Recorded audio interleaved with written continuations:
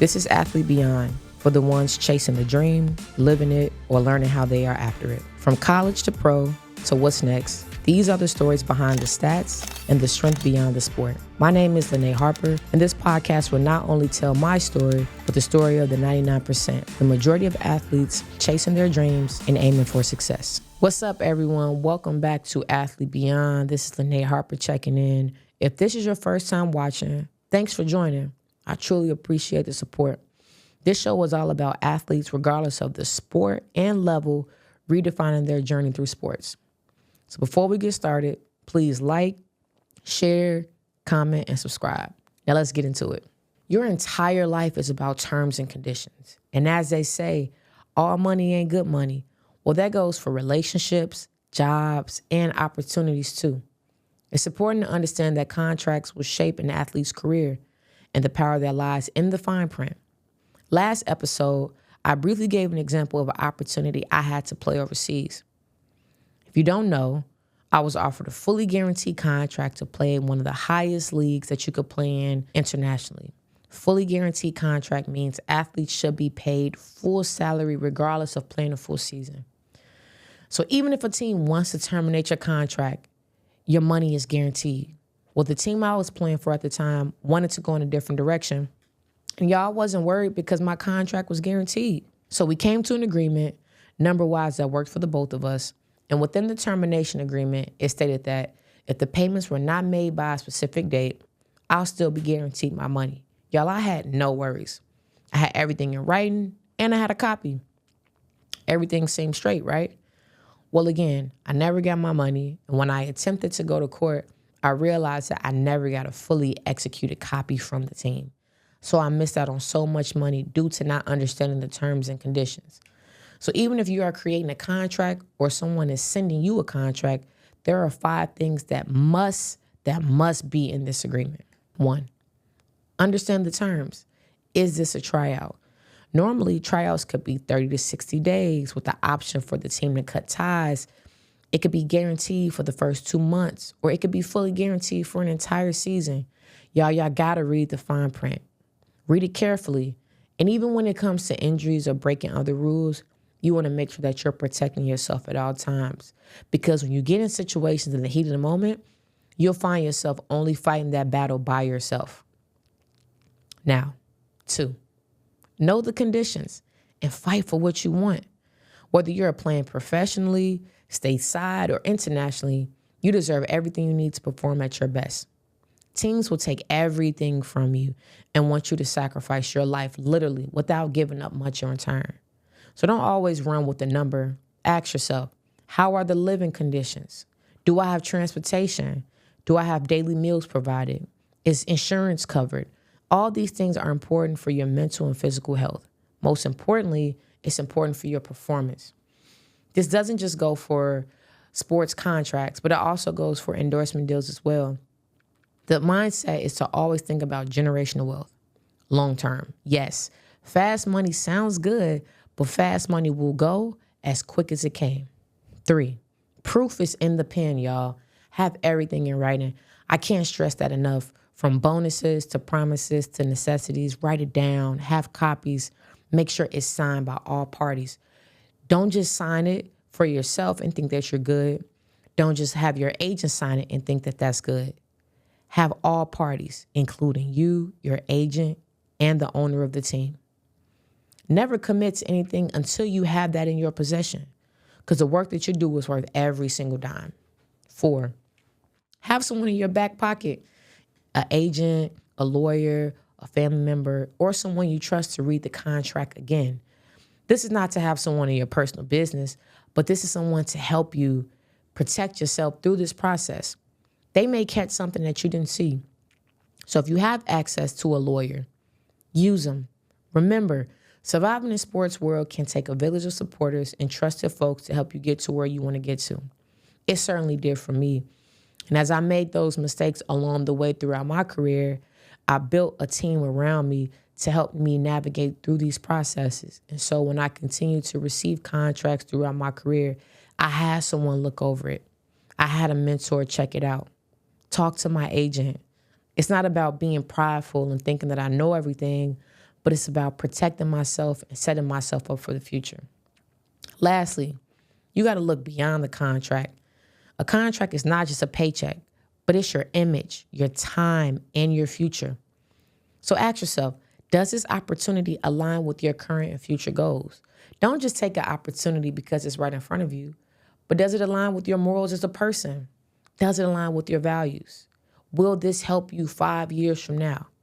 And so that's something that you have to think about. Think about the contract terms, the support. Think about the sideline hustles, branding, even your personal life.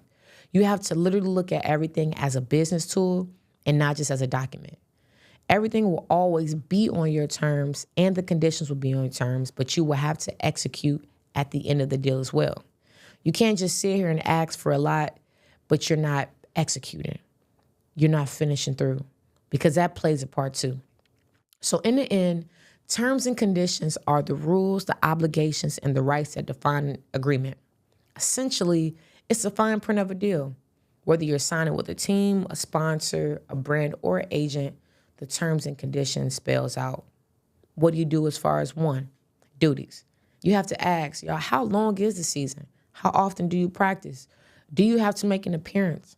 Like, all these things are important to ask. Now, when it comes to scheduling, what does a game season look like? What does an off season look like? Do you have an opportunity to go home? Will they cover your travel expenses? What are their expectations? It's important to know the schedule. Next, exclusivity. Can you work with other teams? Can you work with other coaches? What if someone else wants to sign you? Can you work with different brands? This is all a need to know basis. You can never ask too many questions. In fact, asking more questions will make you feel more comfortable throughout your journey. And in return, this is what you'll get. Are you getting a salary? Are you getting a compensation? What is your month-to-month pay looking like? Do you receive any bonuses for your performances? Are there any awards? Do you have any media experiences or anything brand related? Also, is there any other perks that comes with the deals? Do they provide housing? What are the travel perks? Are you flying first class? Does insurance come with that?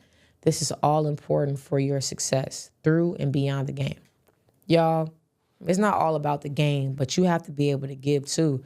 And there are rules that you have to follow. And in most contracts, it'll state certain things that you have to do on your end as well. And so you have to look at the morality clause.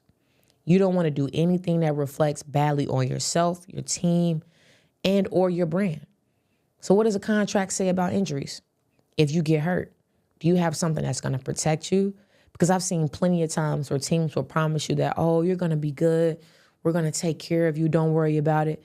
But as soon as you get injured or you have a situation, all that goes out the window. Next will be conduct. Look to see if there are any rules as far as social media, public behavior expectations. Now, if you're going to play in another country, please look at the laws that they have set there. As I have and you have, we've seen so many times athletes being put in dangerous situations, not because they did anything on purpose, but because different countries across the world handle things differently. And as Americans, how we view things are different. So you have to always make sure that you're taking care of yourself.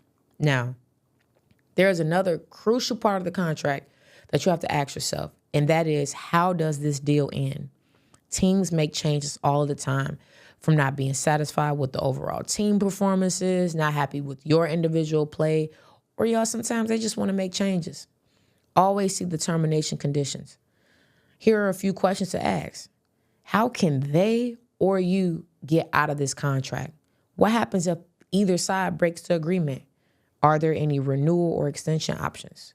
What are the consequences if they don't pay? These are questions that will need answers. And I'll tell you a quick story.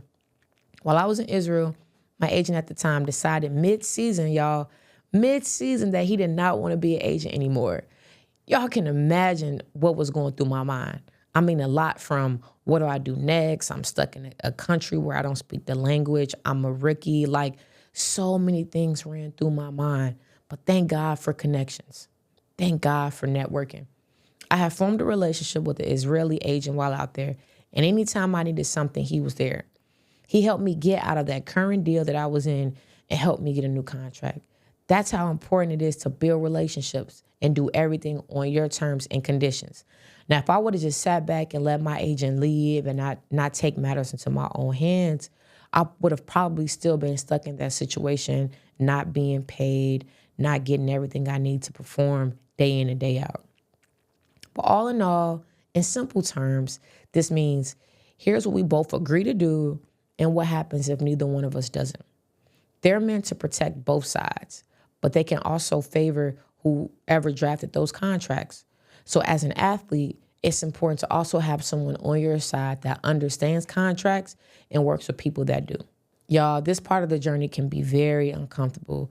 Having to grow up fast with dealing with contracts, negotiating for yourself, speaking up for yourself, it can truly be hard. And sometimes you may feel like people don't understand you, but you have to press through. This is all a part of the grind. And going through this as an athlete will help shape you for your future when the clock stops ticking. Because when you do become a business person, when you do start your own company, or you might work in the corporate world, you will understand the fine print that lies within any type of document, any type of contract. And I promise you, it will put you 10 steps ahead in life. So now, if you're going through this right now, y'all, it doesn't matter where you start in the race, and it certainly does not matter where you finish. But as long as you're competing every single day to be a better you, everything, y'all, will work out in your favor. Thanks again for tuning in. I appreciate all the love and support. And as we continue this journey together, feel free to reach out if you have any questions or concerns. Athlete Beyond Podcast is more than a podcast. It's a platform that brings 99% of athletes together to make sure that we're thriving and success too, y'all. Think about that. 99% of athletes. And so if we don't have each other's back, no one else will. See y'all next week. Y'all don't forget to like, share, comment, and subscribe. I want to hear from you. Thanks again. See y'all soon.